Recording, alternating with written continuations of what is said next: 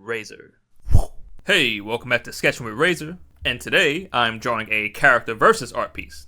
The two characters that I'm drawing are going to be Yamcha from the Dragon Ball series and Guai from my new one-shot webtoon called Raffle Paw. It's essentially about a young adult fox-dog hybrid who has to protect her family from an enemy of the past, the cycle of vengeance, and her very own rage.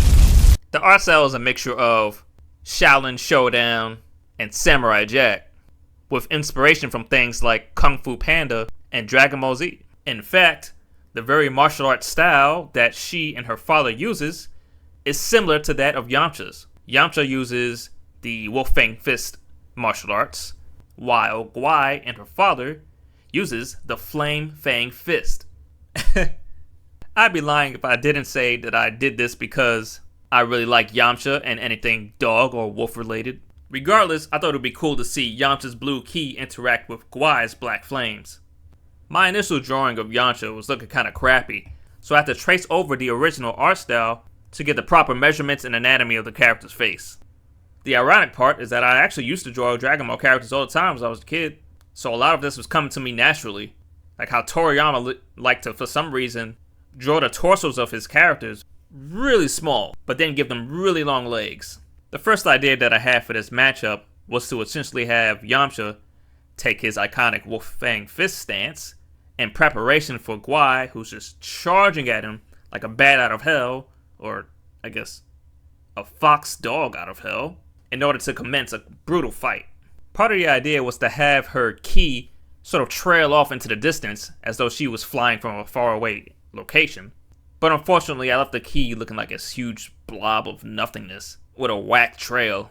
The second idea was kind of similar to the first one, except this time she was charging at him with a powerful claw strike, but he dodges just in time to prepare for an overhead counterattack.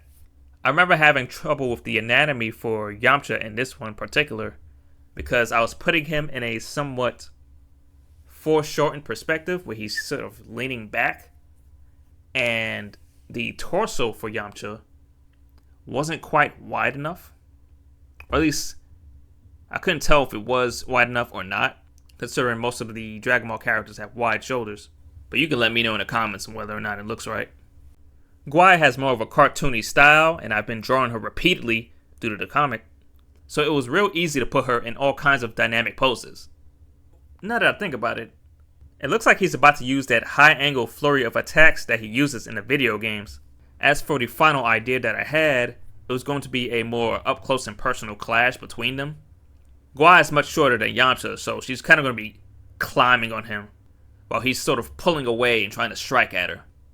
The only issue that I had with the third idea was getting the proportions for Yamcha's legs correct. But then I thought about it and said, wait, this third one's supposed to be up-close and personal.